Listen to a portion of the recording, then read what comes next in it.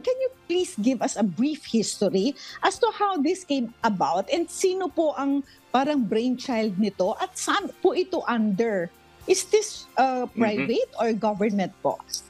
Thank you po.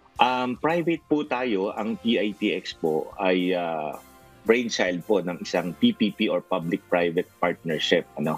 Ito po ay parte ng National Transportation Plan, no, na napag-isipan po. No? Kasi nga, napapansin natin, no, sa Metro Manila talaga namang pasikip na ng pasikip ang ating trapiko at minarapat po ng ating pamahalaan na magkaroon po ng holistic na transportation plan para naman po maibsan yung trapiko sa Metro Manila. So napag-isipan po ng pamahalaan na magkaroon po ng mga integrated terminals sa outskirts ng Metro Manila para yun nga po, hindi na po makigulo pa o makisawsaw pa yung mga provincial buses sa Metro Manila at kahit pa paano maibsan po, no, yung bilang ng mga nagtatraverse dyan sa mga major thoroughfares natin like EDSA, Ross Boulevard at kung ano pa. So ang PITX po ang kauna-unahan, no, at nagsisilbing only transport terminal, no, na naitayo sa purpose na po na yan. And then nag-expand na po yung ating partnership kasi nakita nila dahil yung PITX po napaka-strategic ng location because we're near the airport, we're near the ports, no? Hindi lamang po pampublikong sasakyan yung ibabawas natin along the major thoroughfares kasi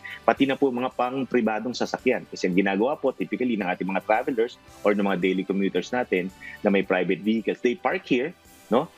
They park here and then magbabos na lang po sila, either papunta po sila sa kanilang mga hanap buhay or kung papunta po sila sa airport or sa seaport. So in this way, in our own little way, kahit paano nababawasan po natin yung ating mga private vehicles sa lansangan and by extension, no, yung carbon footprint po din natin nabababaan din natin kasi less and less na po yung gumagamit ng private vehicles sa mga pampublikong sasakyan. And then soon enough, pag na-implement na po yung LRT rito, edi mas magiging conveniente po para sa lahat. Okay, Attorney Dot, with your permission, may nabanggit kasi si Sir Jason a while ago na kung yung mga kababayan natin na may mga sasakyan, syempre, pagpasok mo dito sa, anong tawag dito? EDSA. Ayan. Pagpasok mo sa EDSA, alam mo naman, Attorney Dot, yung EDSA, pwede nyo nang iwanan yung mga sasakyan dyan sa lugar na yan. May we know, Sir Jason, yung PITX, ilan ang pwedeng ma-accommodate na mga sasakyan? Let's say, for example, kung may-ari ka ng sasakyan, dyan mo na lang iiwanan kung galing ka sa South. O sige, ilan ba ang pwedeng ma-accommodate ng PITX po? Nako, napakalawak po ng ating parking area. No? Kaya nga ini-encourage natin mga kababayan natin na pumark na lang po dito at gamitin po yung public transport. We can accommodate more than 400 vehicles in one day. No? Hindi pa po kasama dito yung mga public utility vehicles natin.